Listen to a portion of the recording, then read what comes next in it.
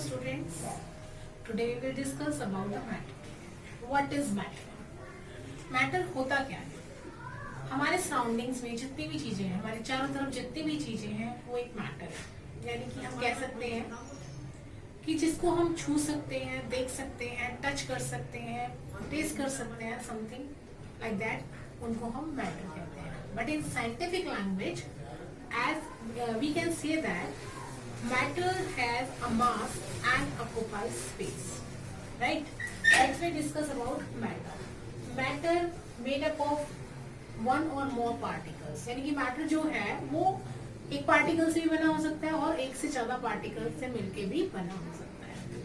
Now we divide this matter in two categories: pure substances and impure substances, on the basis of their chemical composition. That means pure substances are those substances which are made up of only one type of particles. For example, copper. अगर आप copper के एक piece को लेते हो और उसको break करते हो, ब्रेक फर्दर ब्रेक करते जाते हो, लगातार उसको तोड़ते जाते हो, छोटे से छोटे हिस्से में तोड़ते हो, तो सिर्फ एक ही तरह के पार्टिकल आपको मिलेंगे, वो कॉपर के होंगे. दैट मीन्स वो प्योर सब्सटेंस है. Right now the impure substance that mean एक ऐसा सब्सटेंस जो कि एक से ज्यादा पार्टिकल्स से मिलके बना हो और जब हम उसको ब्रेक करें तो पार्टिकल्स अलग अलग हो जाए. इसको हम कहते हैं impure substance. Right then this pure substances further break into the categories. First is elements. What is elements? Now, to understand the elements, we will give two examples. Metals and particles. These metals can't break the particles further. That means किसी चीज को जब हमने break किया, इतना break किया कि उसके बाद उसको break नहीं किया जा सकता, तो that state is एलिमेंट. यानी कि स्मॉलेस्ट पार्टिकल, एक ऐसा छोटा पार्टिकल जिसको आप फर्दर ब्रेक नहीं कर सकते, उसको कहते हैं हम एटम. यानी कि एक ही तरह के पार्टिकल से मिलके बने होते हैं ये प्योर सब्सटेंस, और उस एलिमेंट्स में सबसे स्मॉलेस्ट यूनिट होती है एटम. मेटल्स की क्वालिटी होती है they are malleable and ductile, यानी कि हम उसको बीट करके एक पतली थिन शीट में कन्वर्ट कर सकते हैं, पतली चादर में कन्वर्ट कर सकते हैं और एक वायर में भी कन्वर्ट कर सकते हैं. उनमें फ्लेक्सिबिलिटी होती है. Now we will move on the compounds. ये प्रॉपर्टी थी हमारी एलिमेंट्स की. Now we will move on the compounds. हमने क्या कहा, कंपाउंड्स क्या है, जिसके पार्टिकल्स को हम एक लिमिट तक ब्रेक करते हैं और जब ब्रेक होता है तो एटम के बाद फर्दर ब्रेक होना स्टॉप हो जाता है. But in compounds substance made by the combination of two or more substances but in a fixed ratio. That means जो भी कंपाउंड होते हैं वो एक से ज्यादा पार्टिकल के मिलने से बनते हैं, लेकिन उनकी वो जो रेशियो होती है वो हमेशा फिक्स रहती है. फॉर एग्जाम्पल वाटर हम सबको पता है. वाटर क्या होता है, water is a combination of hydrogen oxygen, यानी कि हाइड्रोजन और ऑक्सीजन के पार्टिकल्स मिलके कंपाउंड बनाते हैं. उस कंपाउंड का नाम क्या है, वाटर है.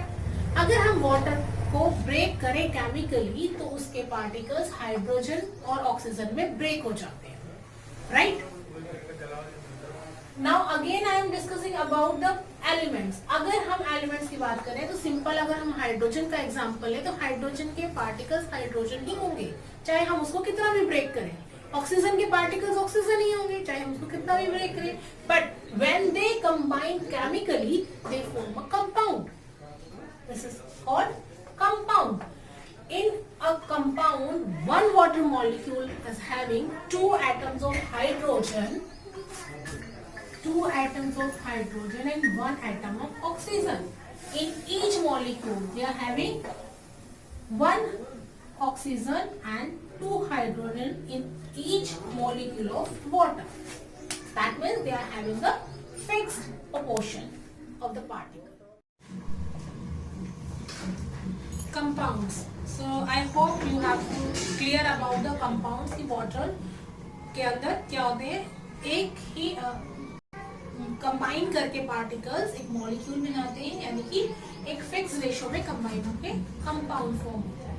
Compounds, there are two types, organic compounds and inorganic compounds. Organic compounds obtained from the living beings and inorganic compounds obtained from the non-living beings, right? Now we will go on the impure substances. Impure substances, that means the substances that are made from two or more than two types of particles. These impure substances, we can also say that mixture, that means which are not combined chemically. That means substances which are mixed together but they are not combined chemically. These are two types, homogeneous mixture and heterogeneous mixture. Homogeneous mixture means एक ऐसा mixture जब बनता है तो वो दिखता है एक जैसा, उसमें से आप पार्टिकल्स को विजुअली देखने पर सेपरेट आउट नहीं करते। जैसे कि आप बनाते हैं सॉल्ट सॉल्यूशन, शुगर सॉल्यूशन, उस सॉल्यूशन को जब आप देखते हैं तो आप उसको देख के आप नहीं बता सकते कि उस वाटर के अंदर सॉल्ट भी कंटेन है, कि सॉल्ट भी उसके अंदर ऐड ऑन है। तो ऐसे सॉल्यूशंस क्या कहलाते हैं, ऐसे मिक्सचर्स क्या कहलाते हैं, homogeneous mixtures. But in heterogeneous mixtures वो कुछ धूम में, कुछ कोलाइड, कुछ सस्पेंशंस होती हैं। जैसे कि एक मिक्सचर हमने तैयार किया सैंड और सॉल्ट का वाटर के अंदर, तो सैंड और सॉल्ट जब हम उसके अंदर डालते हैं तो हमें उसके अंदर पार्टिकल्स नजर आते हैं। मिक्सचर तो ठीक है, मिक्सचर बना है, but we can see the particles. And mixture of oil and water, this is a example of heterogeneous mixture. Now we will go on again for the pure substance and impure substance. Now we will compare with the daily life. जैसा कि हम कहते हैं कि हम pure milk चाहिए, pure water चाहिए। जब हम बात करते हैं प्योर वाटर की, तो वो डिस्टिल्ड वाटर होता है जिसके अंदर कोई इम्प्योरिटी नहीं होती, और उस प्योर वाटर, डिस्टिल्ड वाटर को हम एग्जांपल दे सकते हैं प्योर सब्सटेंस में, because when we break the substance, then we will get the similar combination of the particles. That means it is a compound form of the pure substance. But in milk, when we say the pure milk, that's not a mean it is a pure substance, it is a impure substance, because when we separate out the particles of the milk, then we get a different type of particles, जैसे fat हो गया, water हो गया, lactose sugar हो गया, different type of sugar is also present in the milk. I hope now it is clear to you all कि pure और impure substances का meaning क्या है scientifically. Thank you.